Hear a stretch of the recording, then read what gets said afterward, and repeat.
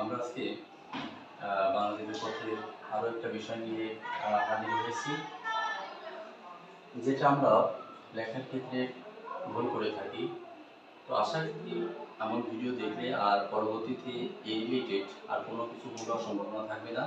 তো আমরা বানান মুখস্থ না করি, আমরা নিয়মটা যদি আত্মস্থ করি, নিয়মটা জানি, তাহলে আমাদের ভুল হওয়ার সম্ভাবনা থেকে আমরা বেঁচে থাকবো। আমরা কথা না বাড়িয়ে মূল ভিডিও চলে যাই। আমরা দুইটা শব্দ লিখে রেখেছি, বা অহংকার, অহংকার, আকাঙ্ক্ষা। আকাঙ্ক্ষার বিভিন্ন রকম বানান দেওয়া হয়েছে যে কোনটি সঠিক হবে। তো আমরা একটু নিয়মটা বলি যে অহংকার এই বানানটা কি এটা হবে না এটা হবে, কোনটা সঠিক? বা আকাঙ্ক্ষা বানানটা কি এটা হবে, আ কয়াকার ও ক্ষেমন্দসা আকার, না আ কয়াকার ও ক্ষেমন্দসা আকার, না আ কয়াকার ও ক্ষয়াকার, কোনটি সঠিক? আমরা কিন্তু এই বানানটা দেখি প্রায় জায়গায় আকাঙ্ক্ষা লেখা থাকে, এই বানানটা লেখা থাকে, আমরা ভুল করি। কিন্তু কেন এটা হবে, সঠিকটা কি সেটা আজকে জানবো। কথাটি হচ্ছে যে সন্ধিবদ্ধ যে পদ থাকবে সেই পদের ক্ষেত্রে ম এর স্থলে অনুস্বার হয়। সন্ধিবদ্ধ, একটু লিখে রাখি যে সন্ধিবদ্ধ পদের ম স্থানে অনুস্বার হবে। সন্ধিবদ্ধ পদে ম এর স্থানে অনুস্বার হবে। সেটা কেমন? আমরা অহংকার, অহংকার যদি আমরা লিখতে যাই, অহম, অহম প্লাস কার, অহংকার, নিচে বর্ধাক্ষর, এই জন্য হর্ষ চিহ্ন দেওয়া হয়েছে। তাহলে এটা সন্ধিবদ্ধ পদ বা শব্দ, এই ম এর স্থানে কি হবে? অনুস্বার ব্যবহার করতে হবে। তাহলে অহংকার আমরা কি এটা দিব না এটা দিব? আপনারাই অনুমান করে ফেলুন যে এখানে ম পা দিব না অনুস্বার দিব। নিশ্চয়ই ম এর স্থানে অনুস্বার দিতে হবে। তাহলে অহংকার এটাই সঠিক, এটা ভুল। পরে আকাঙ্ক্ষা, আকাঙ্ক্ষা এটা সন্ধিবদ্ধ পদ নয়। আকাঙ্ক্ষা এটা সন্ধিবদ্ধ পদ না, অর্থাৎ সন্ধিবদ্ধ পদ না থাকলে সেখানে কিন্তু ও এর ব্যবহার হবে। সন্ধিবদ্ধ পদ না থাকলে সেখানে ও এর ব্যবহার হবে। এটা কিন্তু সঠিক উচ্চারণ হচ্ছে ও, ও। যাই হোক, আমরা দেখি সংকীর্ণ। তাহলে এখানে সংকীর্ণতে কি অনুস্বার দেওয়া ঠিক আছে না? এখানে ও হবে। আমরা জানি সম প্লাস কীর্ণ কয়দিন মূর্ধন্য রে, তাহলে ম এর স্থানে অনুস্বার হয়েছে। সংজ্ঞা সঙ্গ সম প্লাস ঘ, তাহলে ম এর স্থানে অনুস্বার হয়েছে। দেখতে পাচ্ছি দুইটাই সন্ধিবদ্ধ শব্দ, এখানে আমাদেরকে অনুস্বারের ব্যবহার করতে হয়েছে।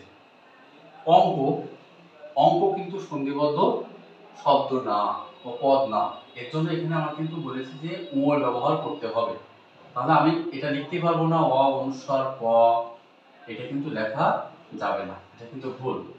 এরকম অঙ্গ আমি কি লিখতে পারবো না অ অনুস্বার গ, অঙ্গ, এটা কিন্তু সন্ধিবদ্ধ পদ নয়, তাই এখানে আমি অনুস্বার দিতে পারবো না। যদি সন্ধিবদ্ধ হতো, সন্ধিতে রূপান্তরিত হতো, তাহলে কিন্তু আমরা এখানে অনুস্বার দিতে পারতাম। বঙ্কিম এটাও সন্ধিবদ্ধ শব্দ না, এজন্য আমাদের এখানে বঙ্কিম ব অনুস্বার পরে সীম এরকম কিন্তু দেওয়া যাবে না। কিন্তু আমরা বঙ্কিমচন্দ্র চট্টোপাধ্যায় কিন্তু ঠিক এই বানানটি আমরা দেখি। গঙ্গা আমি কি গং গা, এরকমটাও কিন্তু দিতে পারবো না, কারণ গঙ্গা বানান এটা কিন্তু কোনো সন্ধিবদ্ধ পদ না, এজন্য এটাও ভুল, সঠিক হবে এটা। যদি বলি আমরা প্রায়শই ভুল করি সঙ্গীত বানান লিখতে যে, আমাদেরকে নিয়মটা যদি জানি যে সঙ্গীত, এই সঙ্গীত এটা কোন ধরনের শব্দ, কিভাবে কি উপায়ে গঠিত হয়েছে, তাহলে কিন্তু আমাদের এই বানানটা ভুল হবে না। অনেকে লিখে থাকে সঙ্গীত বানানে দন্ত স, লিখে থাকে দন্ত স ম গয় দীর্ঘি ত, সঙ্গীত, এটা আমরা দেখি খুব লেখা থাকে, বিভিন্ন জায়গায় লেখা থাকে। তা আমরা সঙ্গীত বানান এটা দিব কিসের জন্য? আমরা যদি এটা সন্ধিবদ্ধ শব্দ ও পদ সম প্লাস গয় দীর্ঘি ত গীত, তাহলে ম এর স্থলে অনুস্বার হবে, এটাই সঠিক, এটা ভুল। তাহলে আমরা এখানে সঙ্গীত বানানে সবসময় অনুস্বারের ব্যবহার করব। কঙ্কাল এটাতে কিন্তু সন্ধিবদ্ধ শব্দ না এটা। আমরা কিন্তু লিখতে পারবো না কম প্লাস কাল, কম বেশি এরকম কিছু লিখতে পারবো না। এটা কিন্তু সন্ধিবদ্ধ পদ নয় বিধায় এখানে ও এর ব্যবহার করতে হবে। তাহলে এখানে আমাদের কঙ্কাল, ক অনুস্বার, কয়াকার, ল এটা দেওয়া যাবে না।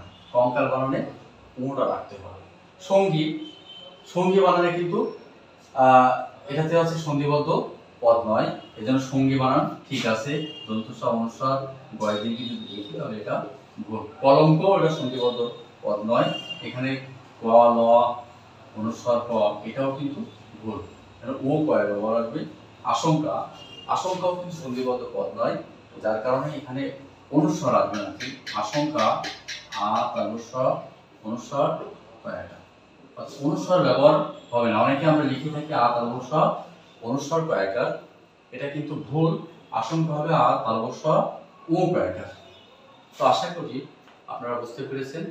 তো এরকম ভিডিও পেতে আমাদের চ্যানেলের সাথেই থাকুন এবং ভালো লাগলে লাইক শেয়ার দিন। ধন্যবাদ সকলকে।